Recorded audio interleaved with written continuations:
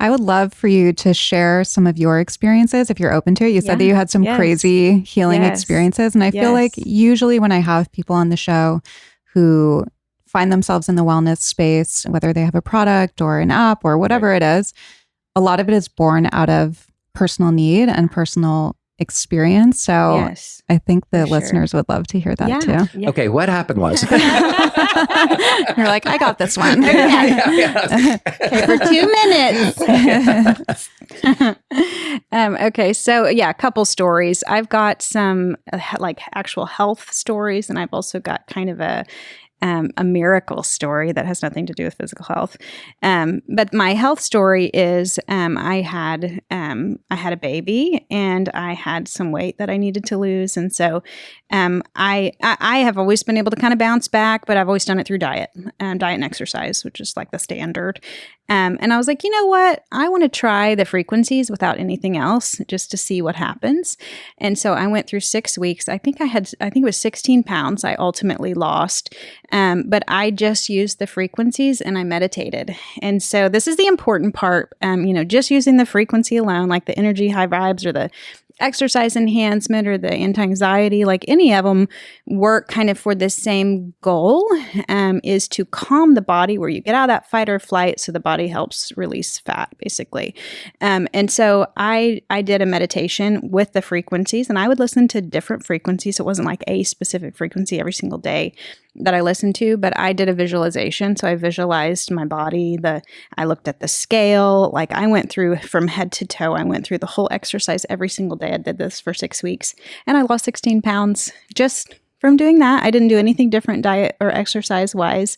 I remember that time in my life, I really wasn't exercising a lot and I didn't eat differently because it was like an experiment. So that's something that I love to do with my business in the holistic space I'm in. I like to experiment. So I'm like, if it doesn't work on me, I'm not going to talk about it, And so it has to work on me. So I try things.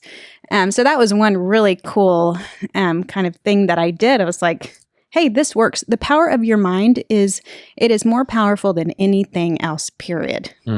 You can change whatever you want to change with your mind, but your mind is like a muscle. You have to use it. You have to use it repetitiously. You have to be intentional about what you're doing, what you're saying, what you're thinking, because you are literally creating the world around you through frequencies. Your mind, your thoughts are frequencies, and you're basically collapsing the energy field around you with these thoughts that manifest to a physical reality. And so I kind of figured that out while we were doing the clinic and doing the frequency therapy. I figured out, we say in the company what you think about, you bring about, and what you think about most frequently it determines your frequency.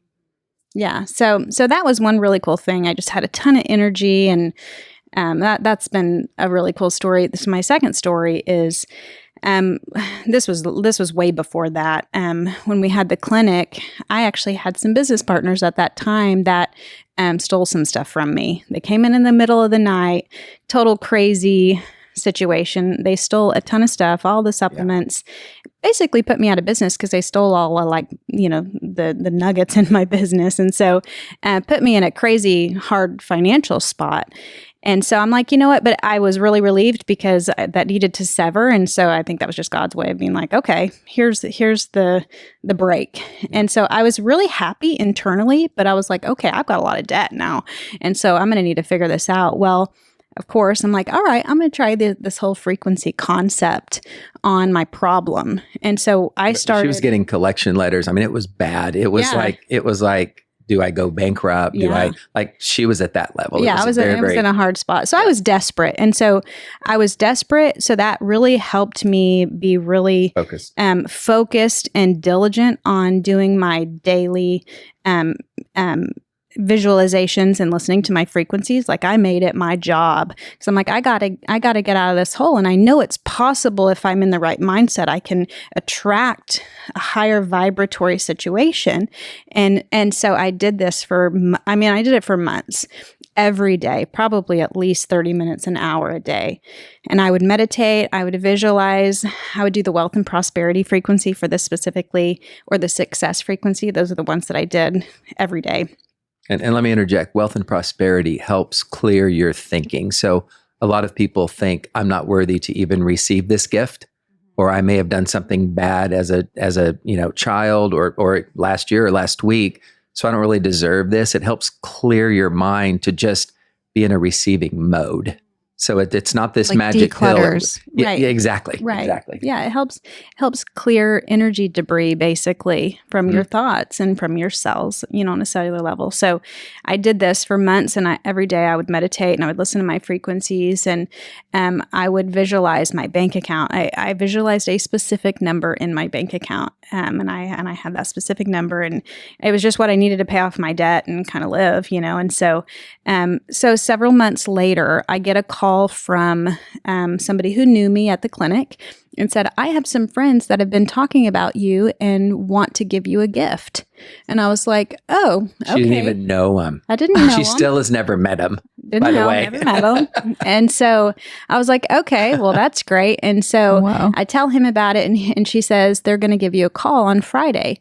And I was like, okay, cool. So I tell him, he's like, okay, don't get your hopes up. This sounds really crazy. Yeah. I was like, there's no way this is going to happen. He's trying to be protective. Because they didn't even know her. She didn't know them. And at that point in time, one of my biggest mantras and things that I live by is don't be attached to the outcome of anything, because that really ties the universe and God's hands to give you the best of the best outcome when you try to say, this is the way I want it to be. So in every situation, I'm like, don't be attached to the outcome. It's going to turn out absolutely perfect for everybody involved. So that was always my prayer and my thought about this whole situation. And so she calls me Friday night. The people call me and we're like, yeah, we have really felt strongly that we're supposed to give you this gift. And I was like, okay, I'll take it. And so they were like, I was going to the gym to work out, and I was thinking about this when I was working out, and I go, because Laura is so open, like she hides nothing, and she believes and trusts everybody. And I go, man, I just don't want anybody to break her heart. Because this was big. This was big in her life. It was a turning point of going bankrupt or believing in this thing that's going to happen. Yeah. And I didn't want any help from anybody, from Don't point at me when you say that. I was trying to be I want nice. To know the context of I wasn't helping you. The situation is I wanted to get out of this. She didn't want me to help pay for it. Right. Mm-hmm. I wanted to get out of this myself. It was my business at the time. He has his own things going on. So that was part of the grit inside of me to I'm going to figure this out. And because I know it's possible. Yeah. And so anyways, they called me Friday and they wanted to give me this gift, and they said it was $500,000. And which was the exact amount that I had been visualizing. Well, they didn't tell you Friday, did they? Did they tell you Friday? They told me Friday. But then Monday, they go, it's going to be in your account Monday. Be wired to your account Monday. And they even sent her a thing where she had to sign this deal for the IRS because they also paid the taxes on it. Yeah. So Monday, she goes to her bank account at 12 noon, right around 12, right? Uh-huh. 12 or 1, because she goes, it's there. The money was in my account. $500,000 appeared after all these months of still never met him, frequency and meditation and praying. You prayed a lot about it, and it was just everything worked together. It was the exact amount that I needed, and so that actually was. Crazy? That's Ashley. Are you thinking what I'm thinking? I'm doing this tonight. I'm going to start doing it around downloads. Yes, I am telling you, it works so good, and the magic, and this is what I want everybody to know and to really leave with. The magic is the intentionality that you set behind the frequency. So you can play the frequency and you will absolutely feel kind of a refreshed feeling after a couple minutes without you thinking about anything. They do work and you can feel them. But if you set your intention before you get started 100%. And you really focus your mind as long as you can while you're listening to the frequency and have that elevated emotion going on inside of you while you're setting that intention, that's the magic. That's 100%. When the science behind it, the energy field around you is collapsing and it is changing, and your mind is bringing that higher vibratory manifested situation to you. And then next day, next month, whenever that is, your life's different. The people around you are different. The things around you are different. And so it's so powerful. I was going to say, it reminds me a little bit of Joe Dispenza. He talks a lot about this. Yep. And something that you said there is kind of the key, right? It's feeling the emotion of that. And it sounds like you were so desperate, but you really believed that something was going to happen. Yes.